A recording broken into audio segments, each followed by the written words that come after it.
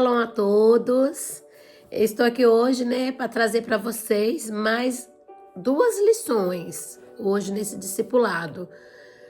De algo que eu vejo que muitas pessoas têm dúvida, E eu já vi algumas pessoas perguntarem sobre isso, Que um dos assuntos é ato profético, Tem pessoas que têm dúvida, o que seria um ato profético? Como fazer um ato profético?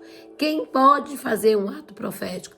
Então, no dia de hoje, eu vou trazer para vocês, passo a passo, do que se trata um ato profético, Que vocês tenham à mão aí o caderninho de vocês, o Discipulado 2025, uma caneta na mão e vamos fazer, porque meu amado Espírito Santo já está aqui nessa cadeira do meu lado, porque sem ele eu não faço nada, porque todas as coisas que eu faço, eu falo para ele, Espírito Santo, se não vier de ti, que a minha voz não saia, que não consigo postar esse vídeo e que ninguém ouça esse vídeo de estudo, porque eu quero trazer para vocês aqui tudo pautado, baseado dentro da Escritura Sagrada, dentro daquilo que a gente chama de manual do crente, que é a palavra de Deus, que é a Bíblia. Então, se tratando aqui do ato profético, eu quero dizer para vocês que nós definimos ato profético como uma ação executada, por um projeto enviado de Deus, investido com devida autoridade, autoridade em Deus. Isso se traz através do Espírito Santo. Então, ou seja, nada é de nós mesmos, é através do Espírito Santo, que tem ali a liberação, primeiro no espiritual, para depois ser liberado aqui, Tem essa liberação aqui na terra, no nosso mundo natural. Então, através do seu poder, a ligação no mundo espiritual, que é feita através do quê? Da nossa fé, E o Espírito, com a ajuda do Espírito Santo, nós trazemos ali as coisas que não são, Como a palavra do Senhor fala, trazemos ela aqui, para o mundo natural, para que ela seja executada aqui, neste mundo. Mas é tudo com a ajuda do Espírito Santo e através da nossa fé. Esse é o ato profético. E o ato profético são ações realizadas por homens de Deus com determinado sentido profético e sobre a direção, como eu já havia dito, do Espírito Santo, que apontam para o reino espiritual e que tem consequências neste mundo físico, É você liberar no espiritual para as consequências acontecerem aqui, no mundo físico. A Bíblia nos traz vários registros, de atos proféticos, Glória a Deus. Eu amo ler sobre atos proféticos, porque eu sou uma pessoa que eu acredito muito em ato profético. Eu acredito muito. Então, através da fé que é realizado todos os atos proféticos. E eu tenho tanta fé, em ato profético que então todos eles realizam para a glória de Deus, com a ajuda do Espírito Santo. Então, olha só, a Bíblia então traz aqui vários registros, que eu vou trazer alguns para vocês, são vários, só que eu vou trazer alguns para vocês entenderem, Para vocês entenderem o fio da meada, Então, entre eles, destacamos aqui,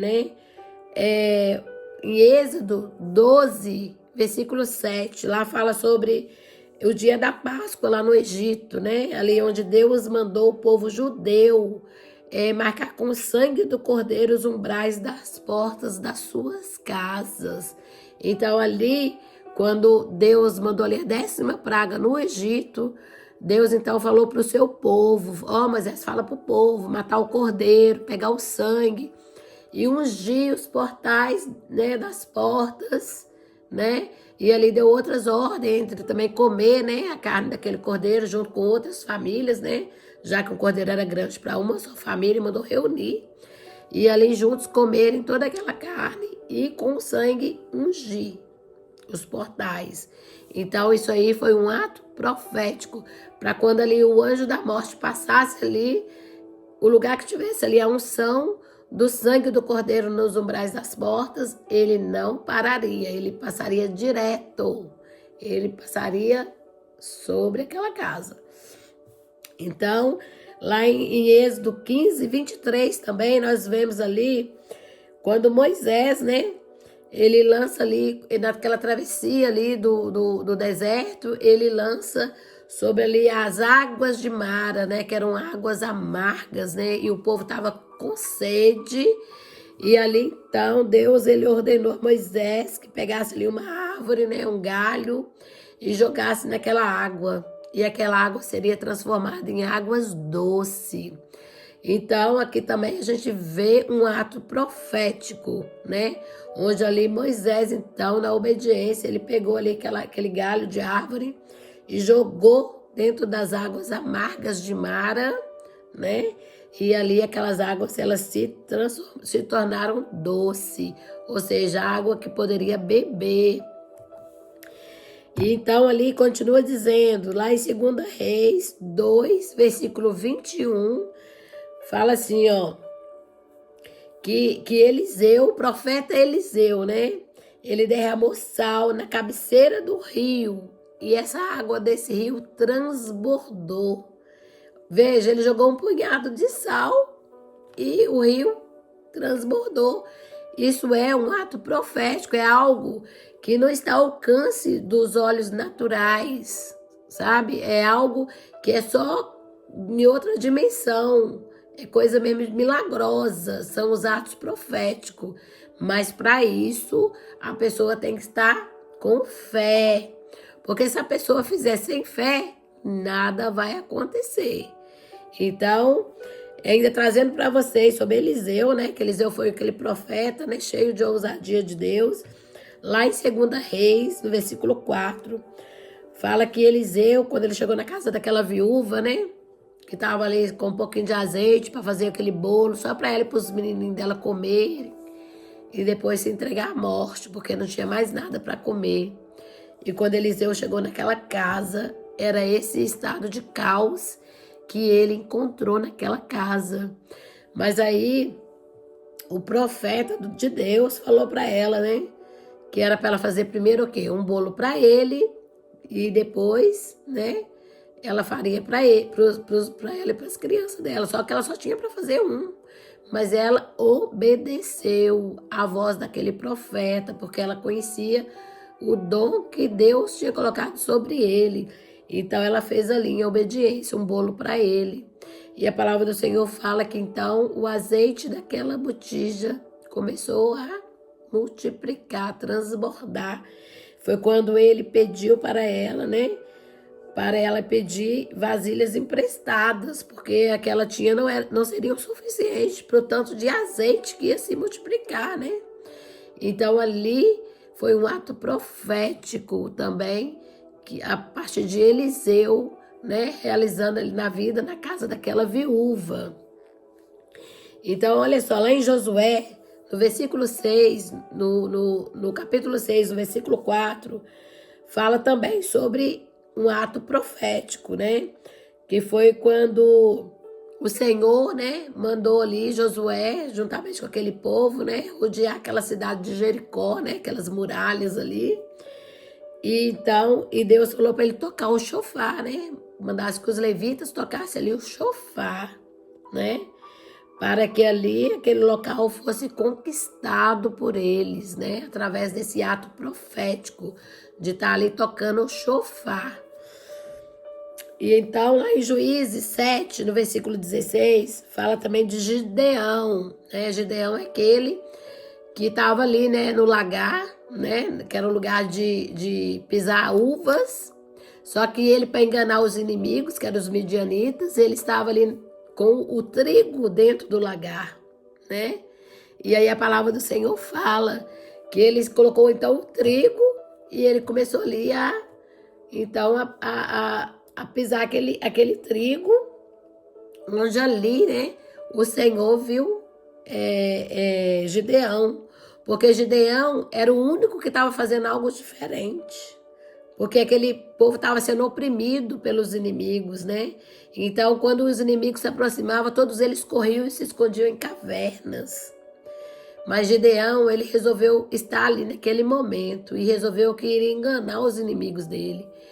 Então ele começou, no lugar de uva, ele tinha trigo, né, dentro daquele lagar. E aí, o que aconteceu? Deus vendo então que ele fez algo diferenciado, Deus então falou, é esse que vai ser o libertador do meu povo. Então ali Deus fez um chamado grande na vida de Gideão, capacitando, mesmo Gideão, que Gideão era ser humano igual nós, ele teve muita dúvida quanto ao chamado do Senhor. Ele teve muita dúvida. Ele colocou à prova todas as vezes que o Senhor falava algo com ele. Ele falava, então, se é assim, que o Senhor faça isso. Ah, é? Não, aí o Senhor fazia o que ele pedia. Mas ainda vinha dúvida no coração dele. Quantas de nós, né, irmãs? Que às vezes o Senhor nos fala algo e a gente fica naquela dúvida. Será que isso não é coisa da minha cabeça? Meu Deus, será que é... Como que eu vou fazer isso? A gente fica assim. E aí a gente fala para o Senhor, então, Senhor, se for mesmo do Senhor, usa mais uma irmã para testificar. Ou fala comigo aqui, Senhor, através da tua palavra. É assim que a gente fica, né? E assim foi Gideão, né? E ele pedia umas coisas assim, meio que absurdas para o Senhor. Mas mesmo assim o Senhor realizava para mostrar para Gideão, sou eu, o teu Deus, que estou mandando você fazer. E aí então até que Gideão fez, né? Mas até o último momento ele pedia prova para o Senhor e o Senhor dava. Mas ele realizou aquilo que Deus chamou ele para realizar, né? Então, olha só. Em 2 Reis, no capítulo 5, versículo 14, nós vemos ali a cura de Naamã também, que foi um ato profético aquilo ali, né? Que a palavra do Senhor fala que Naamã, ele era um guarda, um guarda do rei, né? Alguém, assim, de capitão do exército do rei, muito importante, né? Era um homem, assim, de uma patente alta ali, né? E a palavra do Senhor fala que ele era um leproso, que quando ele estava com a farda dele, ele era, assim, maravilhoso. Mas quando ele chegava em casa, que ele arrancava aquela farda, era só lepra, casca de lepra, ferida aberta, né? Até que aquela menina, que era, né, uma criada lá, da esposa dele, falou, né, do homem de Deus, né? Falou sobre o homem de Deus. Olha, eu ouvi falar que o homem de Deus vai passar por aqui, né? O homem de Deus pode curar. E a palavra do Senhor fala que então Naamã, sem esperança nenhuma, ele falou, pelo menos eu vou tentar, né? E assim ele fez, né? E ele foi ao rei, falou para o rei. O rei imediatamente já fez uma carta de próprio punho, né? Com o selo e mandou para o outro rei lá, ó, de onde vivia Eliseu. Esse meu soldado, que meu capitão do meu exército, né? Homem muito valente e tal, escreveu aquela carta, né? Vai chegar aí e o homem de Deus, chamado Eliseu, para poder receber ele aí, né? E orar por ele. E a palavra do Senhor fala que assim se fez. Mas só que Eliseu nem ao menos o recebeu. Ele foi com vários cavalos, cavaleiros, carruagens, cheias de presente para ofertar. Mas Eliseu nem ao menos o recebeu. Mandou lá o empregado dele, né? Geazi, vai lá e fala com ele isso aqui, isso. E assim foi feito, né? O empregado de Eliseu chegou lá e falou assim, olha, o homem de Deus, né? O meu profeta mandou dizer que é para o Senhor ir até o Rio Jordão e mergulhar 7 vezes, que o Senhor vai estar curado. Ah, gente, isso foi uma afronta ali na vida daquele Naamã, né? Ele falou, quem que esse homem pensa que ele é, né? Para nem me receber. Ele achou que ele ia ser recebido assim da melhor forma possível, né? Mas aí a palavra do Senhor fala que ali, quando ele ficou muito chateado, né? Pela circunstância que se deu, né? O recebimento ali a recepção de Eliseu a ele.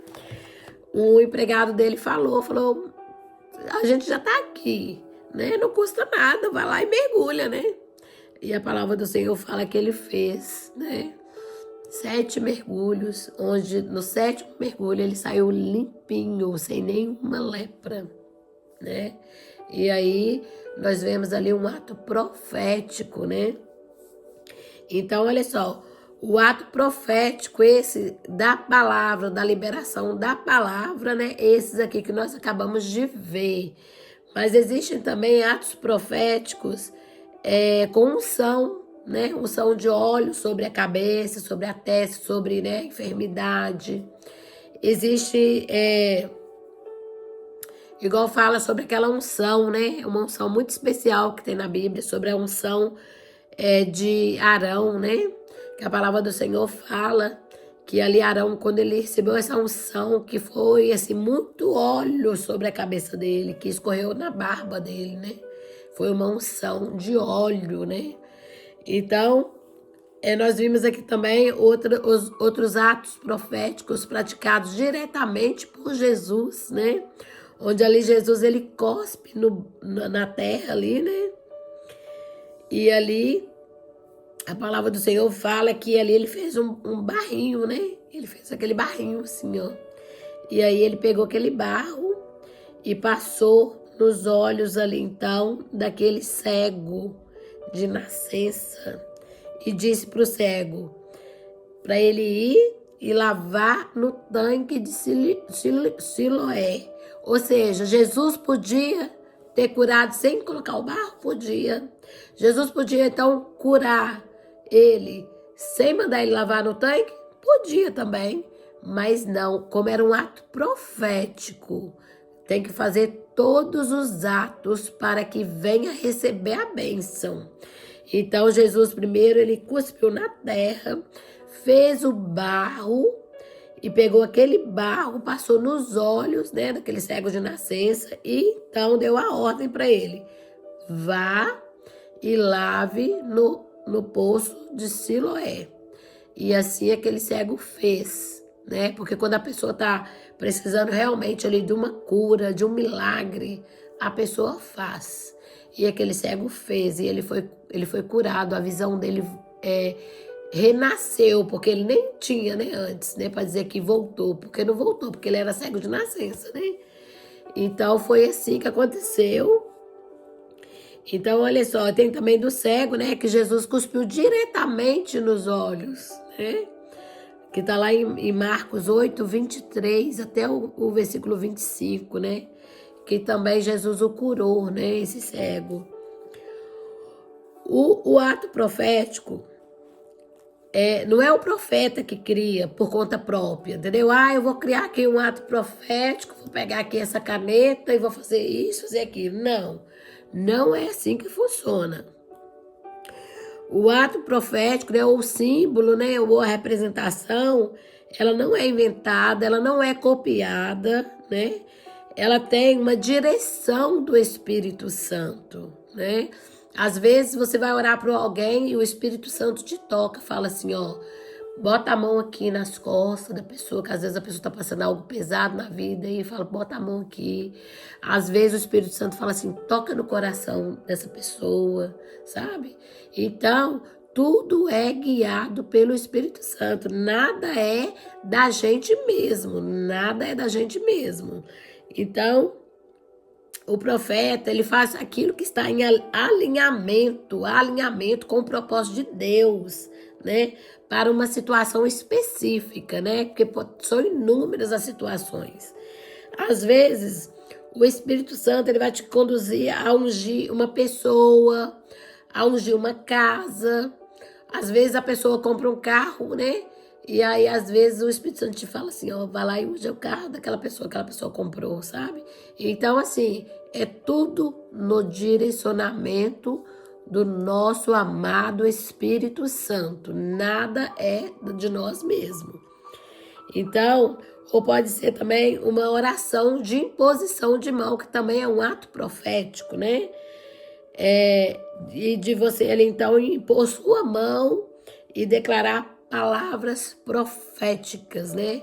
De libertação, de cura, né? Então, isso também é um ato profético.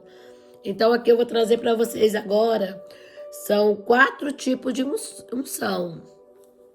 A unção de cura é uma delas, né? Que é onde você coloca a mão ali, ora pelo enfermo. A unção do sacerdote, né? Que é aquela unção, quando ali é consagrado ali, né? Um pastor, um missionário, um evangelista, né? Ali é derramado também um óleo e ali é feita uma consagração, também é um ato profético. Existe também a unção do profeta, né? Que também, quando a pessoa recebe de Deus os dons, Deus vai usar alguém, né? Para vir com autoridade sobre a sua vida e ali também fazer uma unção. Por que eu falo que é tudo direcionado, né? É tudo alinhado com o Espírito Santo. Porque quando você recebe um dom da parte de Deus, é Deus mesmo que vai revelar para um profeta: olha, eu estou dando esse dom para fulano, então você vai lá e faça a unção. É assim que funciona no reino de Deus. Então, se você fizer por você mesmo, né? Como é que vai ser feito esse contato, né? De testificação, né? Entre um profeta e outro. Não tem como. Então, é tudo mediante ao consentimento do Espírito Santo. Por exemplo, quando um rei, né, naquela época do Velho Testamento, era levantado um rei, né, a gente vê que também tem uma unção, né? A gente vê aqui a unção sobre Saul, depois tem a unção do Davi, né, do rei Davi. Então, são esses 4 tipos de unção, que eu vou até repetir. É a unção de cura, unção de sacerdote, unção de profeta e unção de rei, né? 4 tipos de unção. E aqui também eu vou trazer para vocês alguns tipos, né, de unção, né, em referência a óleos de unção, né? Então, olha só, cada óleo tem um significado específico. A mirra, por exemplo, ela é para cura do corpo, né? O óleo de mirra. Existe o óleo de bálsamo, que é a cura da alma, né? A restauração da alma. Tem também o óleo de acácia, né? Que é para libertação. Existe o óleo de nardo, né? Que é da prosperidade. Então, isso tudo é no ato profético que é usado. Então, aqui eu vou trazer para vocês 4 níveis de unção, né? São 4 níveis de unção. Primeiro é unção física, unção emocional, unção financeira e unção espiritual. Então, esses 4 níveis se refere à unção. Porque quando você está doente, né, que é o físico, né, você recebe a unção e a imposição de mão junto para poder ser curado, né? Quando é emocionalmente falando, né, você está com ataque na sua mente, você recebe também uma unção, né, declarada. E o financeiro, né, igual eu acabei de falar também, né, sobre um bem material que você adquiriu, você quer que alguém venha e unja para você, ou você, se você é uma pessoa que crê em Deus, né, que já fez sua confissão de fé, né, já caminha com Deus, você não precisa de ninguém para fazer isso por você, não, você mesma pode fazer. E tem a espiritual, né, que é essa onde você recebe dons, né, onde ali também tem a parte da libertação. São esses 4 níveis, né? Então, olha só, Jesus, ele também foi ungido, né? Que às vezes a gente pensa assim, mas esse negócio de unção, né, de ato profético, qual o fundamento? Como eu já falei de vários aqui, né, para vocês, com referência bíblica, existe também esse que foi Jesus, ele foi ungido. E olha só, ele foi ungido 2 vezes por 2 mulheres diferentes. Então, a palavra do Senhor fala que dias antes, né, da crucificação de Jesus, né, ele foi ungido. Ele não foi ungido, gente, por um sacerdote, né? Ele não foi ungido ali por um alto patente da lei. Ele não foi ungido por essas pessoas, ele foi ungido por mulheres simples, por mulheres que a Bíblia chama até uma que é de pecadora, titulada como pecadora, sabe? Então, isso é um significado para nós, de que você não precisa ser um pastor para ungir, você não precisa ser um missionário para ungir, um profeta para ungir. Você precisa crer em Deus, crer em Jesus e pedir a autoridade vinda do alto. Então você pode ungir. Mas eu não tenho óleo, irmã Nalva, eu tenho que esperar, porque eu vou comprar um óleo. Inclusive, eu fui no Brasil de férias, eu trouxe um óleo que eu comprei na loja evangélica, né, uma livraria. Tinha uns óleos lá assim, eu comprei um grandão. Mas antes de eu comprar esse óleo, o que eu fazia, né, que eu não tinha o óleo? Eu não tinha antes, mas eu sempre ungi. Eu separei, né, meu azeite da minha cozinha, coloquei num vidrinho assim e apresentei ao Senhor e consagrei ao Senhor, né? Que também é um ato profético isso.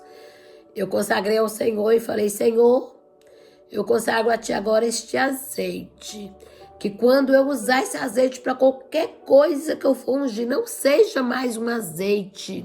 Que aqui vai estar o Teu sangue, que é o sangue do Cordeiro de Deus que tira o pecado do mundo, que é Jesus. E o lugar que este azeite tocar será como o teu sangue, Jesus, que está tocando. E ali eu fiz essa consagração. Eu orei 3 vezes, 3 dias consecutivos para poder consagrar esse azeite, né? Mas aí você faz da forma como o Espírito Santo, né, te conduzir para fazer, né?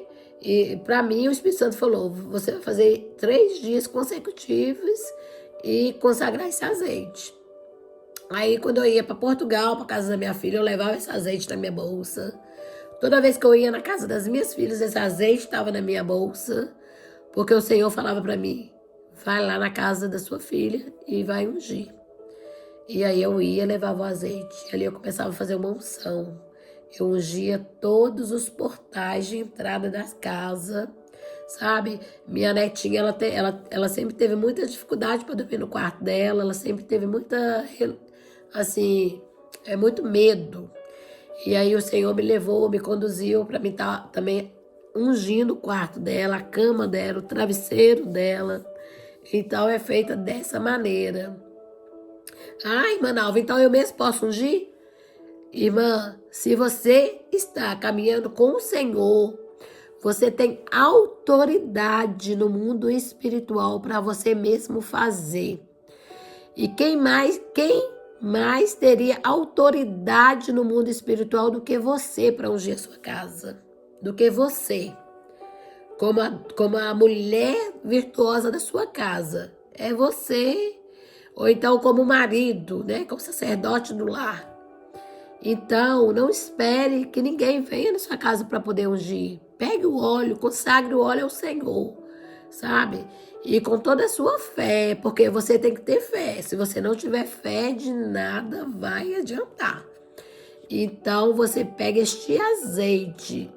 E no meu eu coloquei até umas gotinhas de perfume para ficar cheirosinho. E aí você coloca um pouquinho de óleo perfumado, faça da forma que você quiser. Bem tampadinho, né? Para não vazar. E use este azeite, que o Senhor, Ele vai operar, porque você fazendo isso já é um ato profético. Você separando um azeite e consagrando ao Senhor já é um ato profético na sua vida. Então, olha só, lá em João 12, no versículo 3, vai dizer que Jesus ele foi ungido por Maria, né? A Maria, irmã de Lázaro, né? Na sua casa ali, Jesus estava lá na casa dela. Então fala que Maria então ali derramou, né? Derramou ali sobre os pés de Jesus, né? E a palavra do Senhor fala que foi em sinal de amor e reverência, né? Que ela fez aquela unção, né? E aí mais na frente, em Lucas 7:37, fala dessa mulher, que ninguém sabe o nome. Ela era titulada como a pecadora. Então, aqui a palavra do Senhor fala que Jesus estava ali na casa de um leproso, um ex-leproso, né? Que ele tinha curado, mas esse ex-leproso era um fariseu, né? Era um grandão lá da lei. E a palavra do Senhor fala que ela chegou nessa casa, ela não quis nem saber, ela se adentrou e ali ela se jogou aos pés do Senhor Jesus, aleluia. E a palavra do Senhor fala que essa mulher, ela ali então, ela ungiu Jesus, né? Ela tinha ali um perfume caro, né? Ela tinha ali um unguento caro, né? E a palavra do Senhor fala que então ela quebrou ali aquele vaso ali de alabastro, onde estava aquele nardo puro, né? Que era caro, talvez isso aí seria um dote, né? Que ela teria, uma herança. E ela quebrou ali e ela derramou aos pés de Jesus. E a palavra do Senhor fala que ela chorava e ali as lágrimas dela molhavam os pés de Jesus. Por isso que eu falo da importância de você chorar na presença de Jesus. Porque quando você chora na presença de Jesus, irmãs, algo extraordinário acontece. E a palavra do Senhor continua dizendo que ali os pés de Jesus ficou molhados de tantas lágrimas e mais aquele perfume. E então aqueles fariseus que estavam ali presentes dizia na mente deles assim, ó, se ele soubesse quem é essa mulher. Eita, irmãs. Se ele soubesse quem é essa mulher que está fazendo isso com ele. Mas Jesus, sabendo tudo, né? Já vendo a intenção, lendo os pensamentos ali, Jesus falou, né?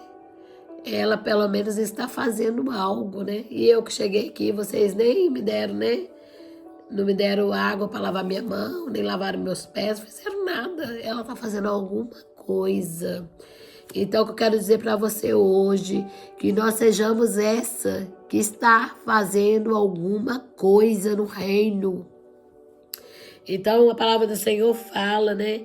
Que aí ela pegou os próprios cabelos. Naquela época, irmãs, eu fico a imaginar isso. Elas usavam, né, o pano assim na cabeça, né?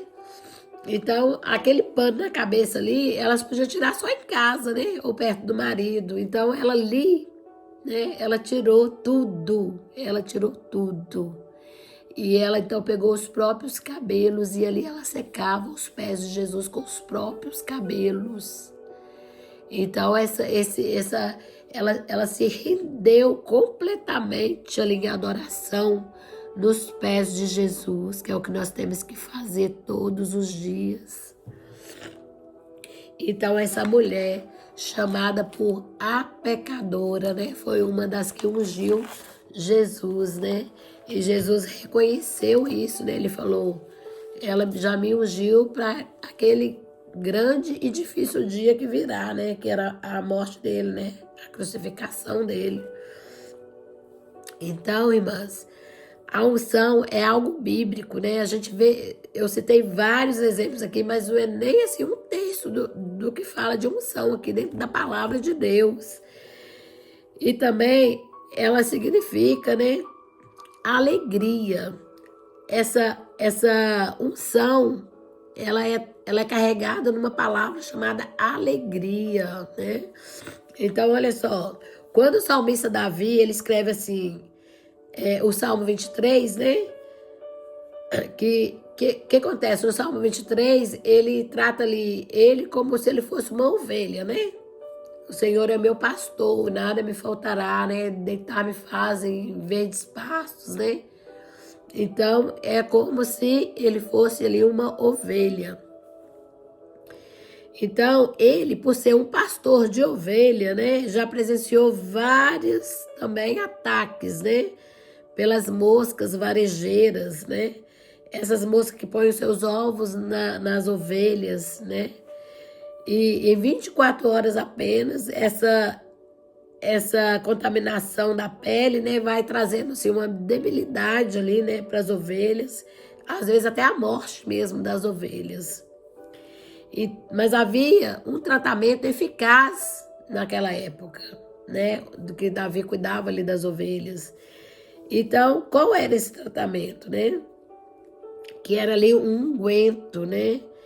Que era ali um óleo, um azeite, onde ali o pastor das ovelhas, ele derramava aquele óleo sobre a cabeça daquela ovelha e depois ele passava aquele óleo ao longo de todas as costas daquela ovelha, para ali estar protegendo, para que nenhuma mosca ali pousasse, né? Aquele unguento certamente teria um cheiro forte, onde aquelas moscas ali seriam repelidas, né? E quando ali no Salmo 23 ele fala, né? Unges a minha cabeça com óleo e o meu cálice transborda. Então ele sabia que ele precisava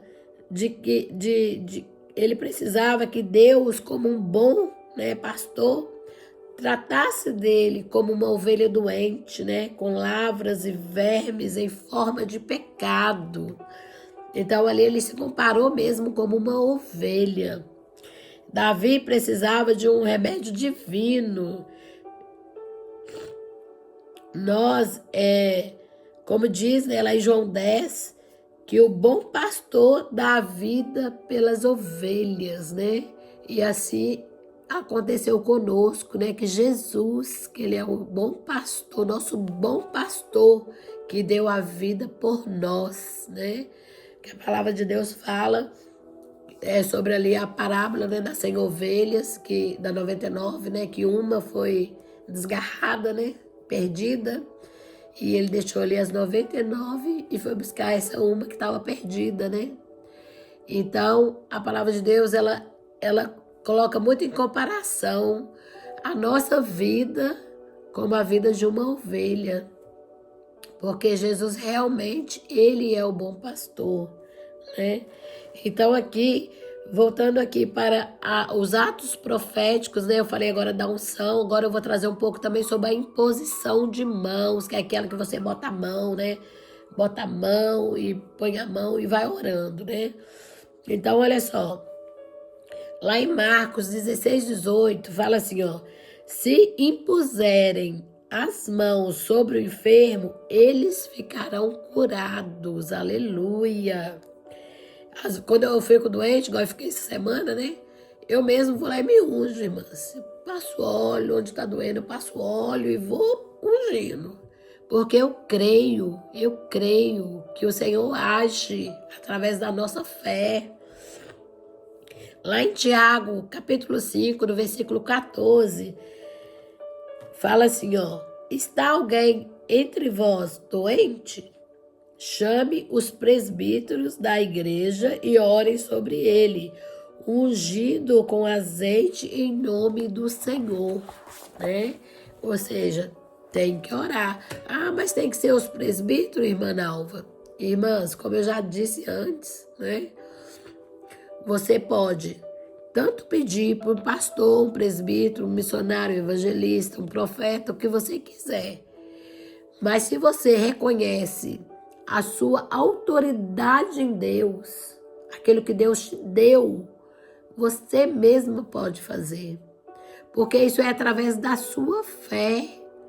Isso é através da sua fé que vai acontecer.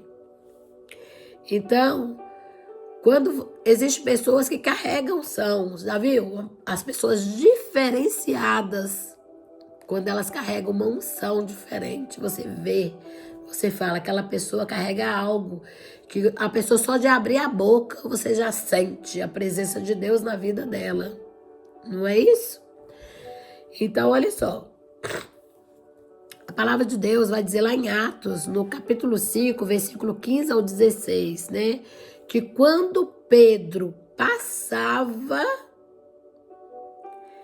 a sua sombra curava. Então, todos aqueles que a sombra de Pedro passavam por cima, assim, a sombra, não é nem a mão, não é nem a pessoa dele, é a sombra.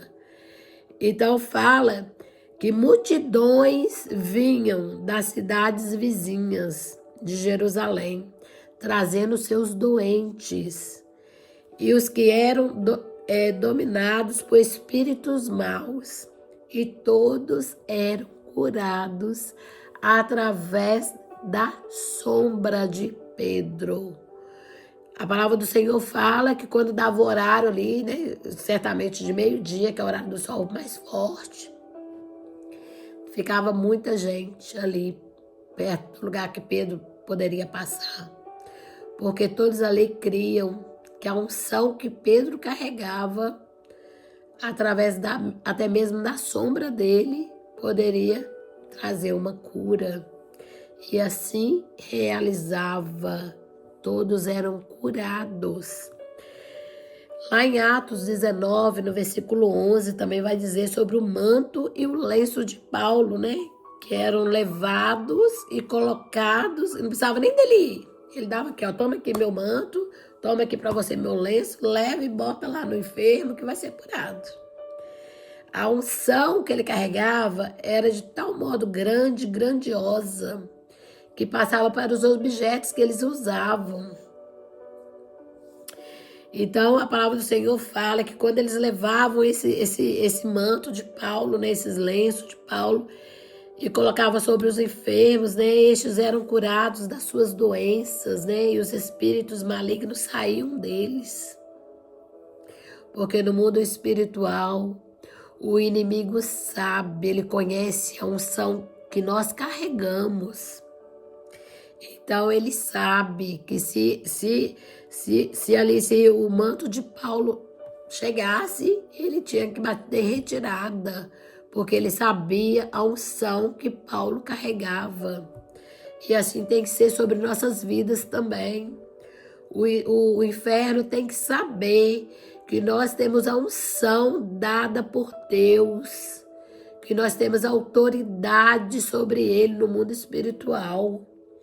Então, existe uma pergunta também que é bem intrigante, assim, que eu já ouvi várias pessoas fazerem. E Manalva, unção se passa? Pois, a palavra do Senhor vai dizer em 2 Reis, no capítulo 2, né, no versículo 8, a partir do 8 ali, vai dizer assim, ó, que Elias, né, Elias, que era o profeta Elias ali, ele andava junto com o Eliseu, que ainda não era profeta, que Eliseu só foi profeta depois que Elias foi trasladado na carruagem de fogo, né? Então, ali vai dizer que Elias, então, ele jogou ali a capa, né? E aquele rio abriu de dois lados para ele passar. Passou ele e Eliseu ali. Quando chegou do outro lado, ele falou para Eliseu assim, olha, eu não vou ficar muito tempo com você, não. Então, vai falando aí o que você quer de mim, né? Para mim poder te ajudar aqui, porque daqui a pouco eu vou embora. E aí Eliseu, então, pediu, né, para Elias unção dobrada, pediu para ele porção dobrada da unção que ele carregava. Olha que forte, é forte, né? Ele podia ter pedido muita coisa, mas ele pediu uma porção dobrada da unção que Elias carregava. Porque ele ali estava já andando com Elias, como ajudante de Elias. E ele ali estava presenciando milagres e maravilhas. E aí ele pediu isso para Elias. E a palavra do Senhor fala que antes mesmo de Elias responder, ali passou uma carruagem de fogo. Passou. E quando passou ali, já pegou Elias e levou. Onde ali Elias deixou cair, né, a capa dele. E Eliseu pegou aquela capa. Que a palavra do Senhor fala que Elias, ele era um homem que que andava tão corretamente na presença do Senhor, né, obediência, que Deus não permitiu que ele passasse pela morte. Ele foi trasladado ao céu através dessa carruagem de fogo. Então, quando ali deixou a capa dele cair, Eliseu então pegou aquela capa. E aí, através daquela capa, imediatamente ele já realizou ali o primeiro ato profético, que foi, ele jogou aquela capa na água e a água de novo abriu onde ele passou. E aí, então, ele se tornou profeta no lugar ali de Elias, né? E ali a gente já conhece, né, a história de Eliseu, que é maravilhosa, né? O que é chamado de Eliseu, coisa maravilhosa. Então, Eliseu, ele ali também tinha um ajudante. Quando ele se tornou, então, ali um profeta, ele também levantou alguém para ajudá-lo, né? E era a Bíblia fala muito sobre o moço, né? O moço de Eliseu, que era o rapazinho que ajudava ele, que chamava Geazi. Então, a palavra do Senhor fala que certa vez, né, o rei estava da Síria, né? Ele mandou ali os guardas dele para capturar Eliseu, né? Porque Eliseu estava alertando o povo, né? Porque através de Deus, que Deus falava com Eliseu, Eliseu então falava ali com o povo. Então o rei achou que tinha alguém assim, contando os planos dele pro povo, pro adversário. Aí quando ele descobriu que era Eliseu, através de Deus, né? Que estava ali revelando, né, ao povo. Ele então mandou ali um exército atrás de Eliseu. E a palavra do Senhor vai dizer que ali chegou aquele exército e cercou todo aquele local onde estava Eliseu com aquele moço chamado Geazi. E a palavra do Senhor fala que eram muitos, muitos, muitos nas montanhas, toda a redondeza. Então aquele moço, ajudante ali de Eliseu, ele ficou com muito medo. E a palavra do Senhor fala que ele dizia, agora estamos perdidos, porque olha só, estamos cercados, não tem jeito mais para nós não. Olhando no olho natural. Mas aí a palavra do Senhor fala que então Eliseu, ele orou ao Senhor, porque ele já estava vendo, irmãs, ele já estava vendo ao redor, pelo olho espiritual, que ali também estava ali cavaleiros do céu protegendo. E aí a palavra do Senhor fala que ele orou ao Senhor e pediu, Senhor, abre os olhos desse moço, para ele também ver como nós estamos protegidos pelo Senhor. E aí quando o Senhor abriu os olhos desse moço, que Eliseu então falou assim, olha, não temas, o que está conosco é maior do que o que está lá fora. Mas mesmo assim ele não acreditava, porque ele não enxergava o espiritual. Então quando Eliseu orou ao Senhor para que o Senhor abrisse os olhos daquele moço, aquele moço pôde contemplar um exército de cavalos e carros de fogo que estava ao redor deles, protegendo eles naquele lugar. Muito numerosos, muito mais do que os inimigos que estavam lá. Então, onde ele descansou no Senhor, mas ele precisou que abrisse ali os olhos espirituais dele. Então, irmãs, olha só, a gente também vê aqui que Jesus, né, ele também ali, através de um ato profético, né, de uma mulher, que também é denominada como uma mulher hemorrágica, né, que a gente já conhece bem essa história. Então, através da fé dela e do ato profético de tocar nas vestes de Jesus ali, né, naquela franja ali, né. Então, lá em Mateus 9, no versículo 20, fala sobre esse fato. Lá em Lucas 8, né, no versículo 43, fala a mesma história. E em Marcos 5, 25, né, que todo o evangelho ali testifica, né, dessa história, né, dessa mulher. Que ali, quando ela tocou, porque ela sabia que ela precisava fazer algo no profético, que se ela simplesmente tocasse, ela seria curada, né? E a palavra do Senhor fala que assim foi, porque quando ela tocou, né, Jesus parou tudo e falou, quem me tocou? E aí todos disseram, mestre, mas todos estão aqui te empurrando, né, te amassando para lá, para cá. Uma multidão te rodeia, como assim, quem me tocou? Ele falou, mas alguém me tocou diferente, porque de mim saiu virtude. E aí quando aquela mulher viu que Jesus, né, estava falando aquilo, ela falou, eu te toquei, Senhor, me perdoa. Mas aí Jesus fala, vai mulher em paz, a tua fé te curou. porque ela tinha fé, porque se ela fizesse algo profético ia realizar. Então, a palavra do Senhor, ela nos conta sobre esses relatos, né? E hoje na nossa vida, né? Eu não sei se você que está ouvindo agora, né, esse vídeo, se você acredita em ato profético. Mas eu quero te dizer que o ato profético, ele precisa primeiro começar através de você, através da sua fé, da sua autoridade no reino espiritual e com a ajuda do Espírito Santo. Tudo pode acontecer quando você declarar algo sobre a sua vida, quando você pegar um copo d'água, você consagrar, você falar: Senhor, eu consagro a Ti agora esse copo d'água aqui, ó, que é uma água mineral normal, mas fulano de tal tá enfermo. Quando ele beber, que essa água venha trazer cura, libertação, sabe? Aí é tudo alinhado entre você, sua fé e o Espírito Santo.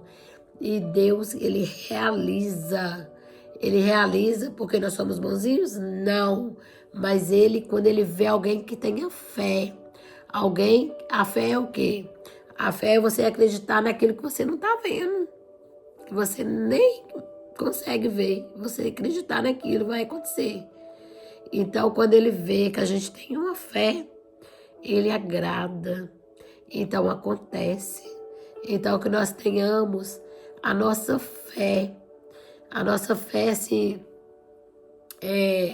renovada em Cristo, para que através da nossa fé nós possamos trazer para o mundo natural aquilo que está apenas no espiritual, que através da nossa fé nós vamos alcançar aquilo que muitas das vezes a gente não consegue alcançar materialmente falando, apalpando com o nosso tato, mas é através da nossa fé, é através da nossa certeza de que o Senhor pode realizar todas as coisas. Então, que a nossa fé venha ser ativada no dia de hoje e que nós possamos andar não pela vista, mas que nós possamos andar pela fé, de acreditar. Porque quando você vê ali, irmã, Moisés, diante daquele mar vermelho, aquela multidão de gente atrás dele, e ele ali, parado, e ele fala: Senhor, e agora? Tá entendendo? E agora? Mas aí o que acontece? Ato profético. Deus então fala para ele: o que você tem na mão, Moisés? Ah, tem aqui uma vara. Então toque o cajado aí, ó. Toque aí na água. E aí ele fez. Se ele não tivesse ouvido a voz do Senhor, se ele tivesse na hora que ele viu aquele mar ali, ele poderia ter entrado em desespero, né? Porque ele era humano, gente. Ele não era nenhum santo. Ele poderia ter entrado em pânico ali. Mas ele estava atento a ouvir a voz do Senhor. E quando ele viu aquele mar na frente dele, ele já falou para o Senhor: e agora, Senhor? Então aí ele colocou o ouvido dele para ouvir o que Deus vai falar. Porque às vezes, irmãs, a gente vê uma situação e a gente fala: e agora? E agora? Tem jeito não. A gente já começa a duvidar de tudo. Tem jeito não. Ah, não, isso aqui é impossível. Impossível, né? Mas só que Deus, no dia de hoje, manda dizer para você: escute mais e fale menos. Silencie todas as vozes ao seu redor. Ó, volume baixinho, ó. E esse aqui, ó, volume alto no espiritual. Para que nenhuma outra voz venha interromper aquilo que o Senhor te ordenar fazer. Para que nenhuma outra voz no mundo espiritual venha te colocar dúvida sobre aquilo que Deus está mandando você fazer. Porque aí, isso tudo é eu me colocando ali no lugar de Moisés, sabe? Todo mundo que me conhece sabe que eu sou assim, a minha imaginação é, ó, eu entro lá dentro da história. E aí Deus fala, o que você tem na mão, Moisés? Né? Moisés olha, tem ali um cajado, né, gente? Um cajado é o quê, gente? Um pedaço de pau. Um pedaço de pau. Tinha, humanamente falando, tinha chance disso dar certo? Por outro lado, espiritualmente falando, Deus precisava que Moisés tocasse ali naquele mar para ele abrir? Mas é ato profético. É você estar alinhada, com as engrenagens assim, alinhadas com aquilo que Deus quer que você faça. Porque Deus poderia simplesmente... Moisés nem chegou lá ainda, mas espera aí, falta 5 minutos para Moisés chegar aqui com aquela turma lá. Ó. Já vou preparar, já vou abrir aqui, deixar tudo aberto. Deus não deixou nada aberto, o marzão estava lá, aquelas ondas, né? E chega Moisés, porque Deus, ele trabalha em conjunto conosco. Por isso, quando eu falo do alinhamento, é em conjunto, é nós e Deus. Sabe? Deus pode realizar tudo, irmãs. Ele pode fazer tudo sozinho, mas Ele quer que nós façamos também algo. Então, quando Deus falar para você assim, ó, pega aí o cajado e toca aí na água. Pega seu cajado, toca na água e creia que Deus vai fazer. O que Deus vai fazer? Não sei. Moisés poderia pensar assim, eu vou tocar. Deus mandou, vou pegar, vou tocar. Será que Deus vai fazer nós voar por cima do mar? Poderia também, né? Fazer todo mundo voar por cima do mar. Né? Moisés poderia pensar, ele vai fazer nós flutuar, gente. Nós vamos flutuar, todo mundo flutuar no mar. Mas não. O Senhor falou, toca no mar. Moisés tocou. E o mar se abriu em 2 paredões. A palavra do Senhor fala que nem lama no fundo do mar ficou. Foi seco. Passaram em terra seca. Então, Deus, ele pode fazer tudo sozinho. Mas ele espera que nós façamos junto com ele. Para isso tem que ter um alinhamento, tem que ter um ouvido atento à voz dele. E nesse dia de hoje eu quero dizer para você que está aqui assistindo esse vídeo. Você tem escutado a voz do teu Deus? Aleluia! Você tem ouvido o que Deus manda você fazer? Ou você tem realizado tudo por conta própria? Porque Deus manda dizer, Ele quer um alinhamento. Através da palavra dele, Ele está dizendo, Ele quer um alinhamento. Ele quer que você tenha ouvidos atentos à voz dele. Em nome de Jesus. Então aqui a gente encerra sobre o ato profético. Aliás, eu tenho mais uma coisinha para trazer sobre o ato profético. Tá aqui. Por último, agora, então, eu vou trazer mais uma coisinha só para concluir. Existe uma diferença entre o dom e a unção, né? Tem pessoas que têm dons, né? Dom de cura, dom de libertação, né? Dom de falar em línguas, dom de profetizar. Então, a diferença eu vou trazer para vocês agora, né? O dom é que enche o ambiente. O dom, ele agita a multidão, né? Aquele dom que a pessoa tem. Lá em Isaías 10, 27 diz que a unção é diferente. Que a unção, ela quebra todo o jugo. Que fala lá em Isaías 10, 27.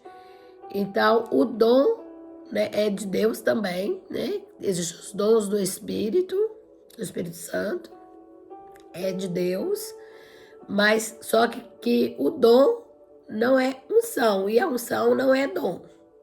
Vocês estão entendendo? Então, são duas coisas distintas, diferentes, né?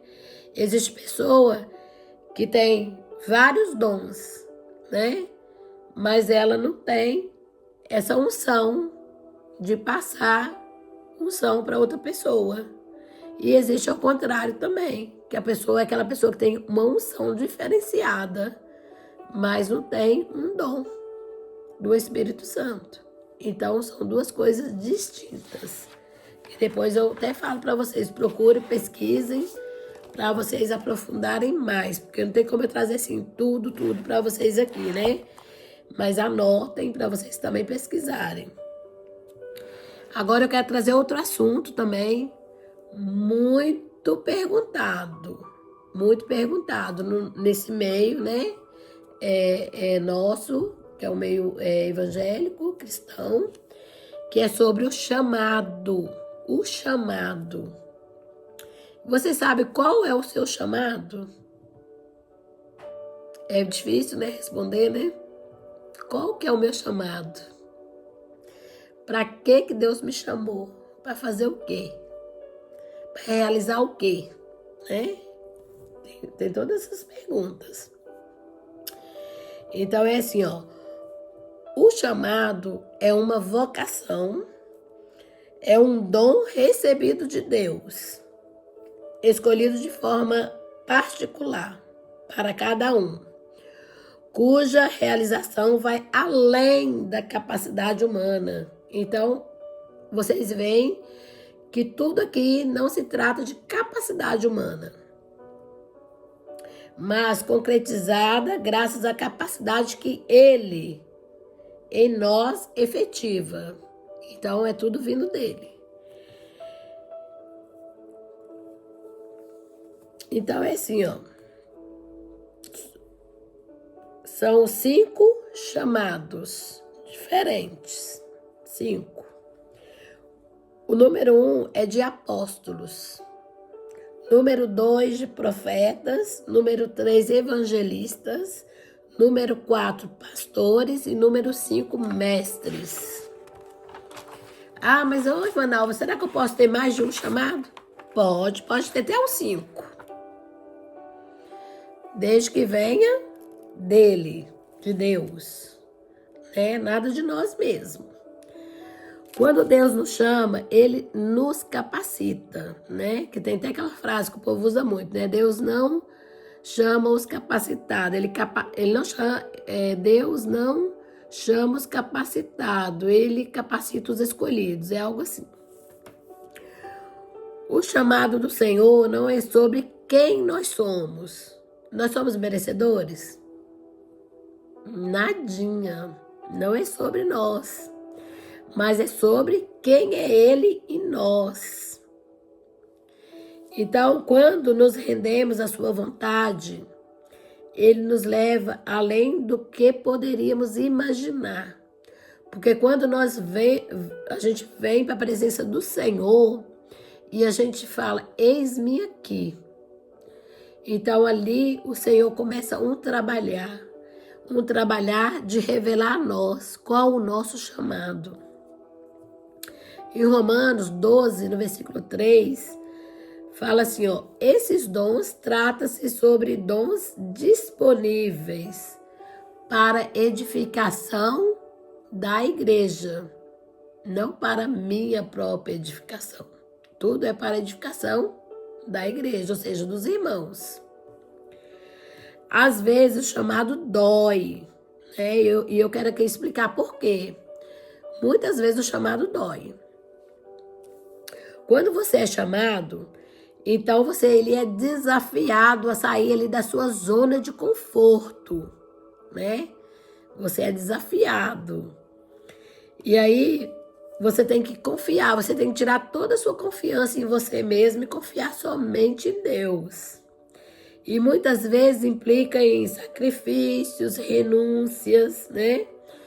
Mas é através dessa dor que nós crescemos espiritualmente e encontramos a verdadeira paz. Então aqui, trazer rapidinho para vocês o testemunho de uma missionária Eu era adolescente nessa época e eu me lembro que lá a gente tinha uma missionária que a igreja mantinha. Essa missionária, ela era filha única, assim, de mulher, né? Com 2 irmãos. Era a princesinha da casa, digamos assim. Tinha tudo do bom e do melhor que ela queria. Mas, de repente, o Senhor chamou ela para algo grandioso na obra. Chamou ela para ser uma missionária. Uma missionária aqui, na Europa? Não. Uma missionária numa aldeia indígena.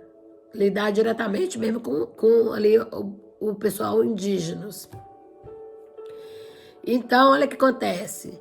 Essa missionária, ela mandava carta. Na época a gente não tinha nem esse acesso de internet, meio essas coisas. Então ela mandava carta. E tinha vez que o pastor lia a carta dela na igreja.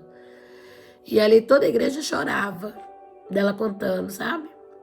E ela dizia assim: irmãos, hoje eu não tinha um sabonete para me tomar banho. Coisas básicas, irmãos. Coisas básicas ela não tinha. E ela dizia: hoje a gente só teve uma refeição. Sabe? E ela ali relatava o dia a dia dela como era, sabe? Mas ela não falou não para o chamado dela. Ela saiu da zona de conforto dela, mesmo em meio à dor, porque ela era uma menina que ela tinha de tudo que ela quisesse. E ela decidiu: eu vou ouvir o meu chamado. E aí o chamado dela era esse. E ela foi, onde ali ela começou a realizar uns trabalhos no meio daquele povo ali. Onde ali ela começou a pregar sobre a palavra de Deus, sobre a salvação de Jesus. E muitos ali aceitaram Jesus. Ela começou um trabalho lindíssimo com as crianças. E ela mandava fotografias para nós, ela mandava cartas. E a igreja, sempre que podia, estava ali mandando um dinheiro, né, para ela poder se manter de alguma forma. Mas tudo muito precário para ela lá. Mas ela simplesmente decidiu. Com isso, ela abriu mão da própria vida. Por quê? Modo de dizer, né? Porque, na verdade, quando a pessoa cumpre um chamamento, aí é que a pessoa é feliz, né? Ela não teve marido, não constituiu família, porque toda a juventude dela foi em prol do campo missionário, de estar ali fazendo o ID do Senhor, para que ela foi chamada para fazer. E ela nunca reclamou. Ela nunca reclamou. Então, o que eu quero dizer para vocês é isso, é sobre isso. É você estar atento àquilo que Deus está chamando. Então, qual a diferença do propósito, da vocação e do chamado? Vou trazer para vocês agora a diferença. O propósito é aquilo que você nasceu para ser, né? Eu nasci para... Deus me chamou, eu sou salvo, estou caminhando e pronto, é o básico, né? Nasceu para ser isso. Qual que é a vocação? A vocação é a ferramenta que você vai usar para desempenhar o seu chamado, né? É a ferramenta, é a vocação. E qual o sinal de que Deus... E qual que é o chamado? O chamado, né, é aquilo que Deus te chama e te capacita para você fazer pelos outros.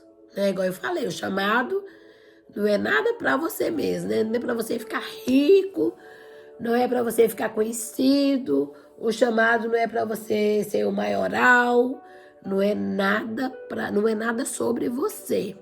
O chamado é para você trabalhar em conjunto para estar fazendo pelos outros, pelo seu próximo. Qual é o sinal de que Deus está me chamando? Qual o sinal, irmã Alva, que Deus está me chamando e eu não estou sabendo ouvir? Olha só, a voz de Deus, ela é inconfundível. Eu falo isso, que Deus, quando Ele fala, Ele é uma voz assim tão tranquila, mas é tão direta. sem rodeios, sabe? Deus é assim. Então, a voz dele vai começar a falar no seu coração. Vai começar, sabe, a acender aquela fagulha, aquele foguinho, que você vai começar a sentir. Aí você vai começar a sentir tanto amor pelas almas, sabe, pelas vidas. Você vai conseguir sentir tanto amor. Então, muitas das vezes você não vai querer nem acreditar, né? Você vai dizer assim, não, isso é coisa da minha cabeça, porque olha, estou sentindo aqui uma vontade de fazer missões, de ir para a África, né? De ir lá, porque fazer missões, né, irmãs, assim, em termos, né? Mas ir para um país de primeiro mundo fazer missões é uma coisa. Mas Deus te tirar do primeiro mundo e te botar, sei lá, numa África, né? Na África do Norte, ali na parte que o pessoal literalmente sente muita fome. É diferente, sabe? Aí vai vir aquele conflito, né? De que você vai pensar, mas eu não estou preparado, né? Para sair da minha zona de conforto. Porque vai ter aquele confronto, né? Entre o seu espírito e a sua carne. Porque o Senhor, ele vai falar no seu espírito. Mas a palavra do Senhor fala que obedecer é melhor do que sacrificar. Quando o Senhor tem um chamado na vida de alguém, é melhor que obedeça. Porque se você não obedecer, você nunca vai ser 100% realizado na sua vida, né? Deus, ele nunca vai chamar a pessoa que está à toa. Nunca, nunca. A gente vê, né, na Bíblia, que o Senhor aqui, ele chama os discípulos, principalmente, né? A gente vê, todos os discípulos estavam ocupados quando Deus chamou. Todos estavam ocupados, né? Trabalhando, fazendo algo. E se você estiver muito ocupado, é exatamente de você que Deus precisa. É exatamente de você. Então, Deus nunca vai usar a pessoa desocupada, a pessoa à toa, não. Ele vai usar aquele que está ocupado, que está fazendo alguma coisa. É esse que ele vai chamar. No nosso senso natural, a gente sempre pensa que o normal seria chamar quem está à toa, né? Mas não é assim que funciona. Então, se você é uma pessoa que sente, né, arder no seu coração de fazer algo na obra, né? Algo para Deus, né? Que eu tô vendo que nesses tempos agora, o Senhor tem levantado assim de maneira maravilhosa muitos evangelistas. Muitos evangelistas. Então, porque está chegando muito perto da volta de Jesus. E o evangelho de Jesus, ele tem que ser propagado nos 4 cantos do mundo. Todos têm que ouvir, né, o evangelho, todos. Então o Senhor está fazendo esse levantamento através de evangelista, né? Essa obra evangelística, ela tem crescido muito. Então, às vezes, o Senhor tem te chamado, né, para você ser um evangelista, né? Igual eu sigo a página do Instagram de um rapaz que ele faz evangelismo dentro do ônibus, nas praças. Ele vai com o violão dele e ele canta. As pessoas dentro do ônibus, tudo chorando. Ali ele faz o apelo, né, de confissão de pecado, de aceitar Jesus ali. E as pessoas choram, quebrantam. Então, o Senhor, ele tem levantado pessoas que eu estou vendo, assim, de maneira diferenciada. Eu também vejo uma moça que ela tem uma página no Instagram que fala praças são púlpitos. Ela vai muito para a Praça da Sé, onde ela leva uma caixa de som, um microfone, e ali ela começa a louvar o Senhor. E vem várias pessoas em estado assim de moradores de rua, essas pessoas, né? E vem todos. E ali ela abraça todos e ela ora, sabe? É dessa forma que o Senhor trabalha. Porque às vezes você vê a pessoa, né, um mendigo ali na rua, você nem imagina, né, o que aquela pessoa está passando ou passou. Mas às vezes ali está um pastor Às vezes ali está um missionário, está uma pessoa que outrora fora usado nas mãos do Senhor, mas que decepcionou, né? Que Satanás aproveitou e passou ali a rasteira, né? E ali está uma alma, principalmente, porque todas as almas importam para Deus. Todas as almas importam para Deus. E às vezes a gente julga pela aparência, né? Pela aparência física. Mas eu falo para o Senhor todos os dias, Senhor, coloca este amor por almas no meu coração, de maneira que eu não olhe nada, que eu olhe somente ali uma alma. É esse amor que eu peço a Deus para pôr no meu coração. É esse amor de ver uma pessoa no estado de miséria e ter ali uma misericórdia, sabe? De dar uma mão, levantar eles, ajudar. É isso que eu peço ao Senhor. Porque a palavra do Senhor fala que no final dos tempos o amor de muitos esfriaria. E principalmente nesse aspecto. Às vezes as pessoas falam, tá ali porque quer. Não, tá ali porque quer. Mas não sabe a história, né, que aquela pessoa passou. Não sabe o histórico, né, real daquela pessoa. E todos para o Senhor importa. O Senhor, Ele importa com todos. E a palavra do Senhor fala que Jesus, Ele breve voltará. Que Ele virá sobre as nuvens. E a palavra do Senhor fala que nesse grande dia, todo joelho se dobrará. Não fala só alguns, não. Fala que todos os joelhos se dobrarão. E toda língua confessarão que só Jesus, Ele é o Senhor. E está chegando esse dia. E o Senhor tem pressa, irmãos. Hoje, de novo, o Espírito Santo ministrou isso no meu coração antes de eu começar aqui esse vídeo. E o Senhor me ministrava no meu coração como o Senhor tem pressa. Como o Senhor tem pressa de usar nossas vidas no dia de hoje. Então, o que eu quero dizer para você, fica ligado, fica com os ouvidos espirituais abertos para ouvir a voz de Deus, para você ouvir o que você quer que Deus quer que você faça. Senhor, qual é o centro da tua vontade, Senhor? É aí que eu quero estar. É no centro da tua vontade. Porque se a gente for olhar ao nosso redor, a gente quer estar em vários lugares.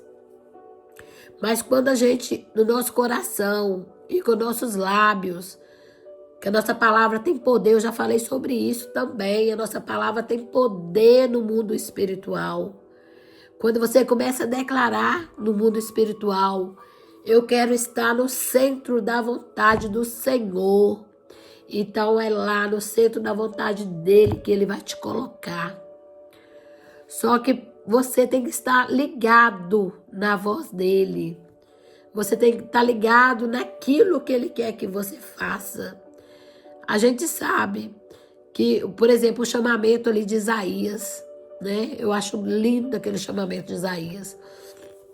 Onde ali Isaías, ele arrumou, assim, Isaías, ele não era um homem pobre, né? Um rapaz pobre, de um Zé Ninguém. Ele era alguém ali chegado do rei. E a palavra do Senhor fala que então Isaías, ele tentou, né, se esquivar. Mas ali ele teve aquela grande visão do céu, né? E a palavra do Senhor fala que no final ele falou, Senhor, mas tipo, logo eu tenho lábios impuros, né? E o Senhor já falou logo, não, isso aí nós vamos resolver agora, né? E a palavra do Senhor fala que ali os anjos pegaram ali uma tenaz, uma brasa do altar, e ali colocaram nos lábios dele e falou, agora você está purificado para você apregoar aquilo que eu colocar na sua boca, aleluia. Porque não adianta também não, irmão, você falar assim, quero fazer, vou fazer e vou abraçar o mundo com os braços, fazer do meu jeito. Não, tudo é o Senhor que faz. Para Ele te colocar num chamado assim, Ele vai primeiro te purificar. Você começa a mudar todinho, de dentro para fora, porque começa lá dentro. Vai saindo todos os carrapichos, até sair para fora. E aí o Senhor vai te capacitando. Então, aí você está pronto. Aí você vai fazer aquilo que o Senhor chamou você para fazer. Não é nada de qualquer maneira, não. Nem os discípulos. Quando Jesus morreu, Jesus falou, não sai daqui não. Fica quieto aqui, espera, né? Porque eu vou lá, vou rogar ao Pai que manda aqui o Espírito Santo. Mas primeiro vocês esperam aí. Foi assim, né? Então, irmãos, é tudo no tempo do Senhor. Nós devemos só estar atentos e obedientes àquilo que o Senhor quer que façamos. Tá? Que o Senhor Jesus, Ele possa trazer essa palavra no coração de cada um de vocês, em nome de Jesus. Que vocês recebam este alimento espiritual vindo diretamente do trono da graça. Que o Espírito Santo, Ele leve cada palavra ao coração e à mente de vocês nesse dia. Que Deus abençoe cada um de vocês. Em nome de Jesus.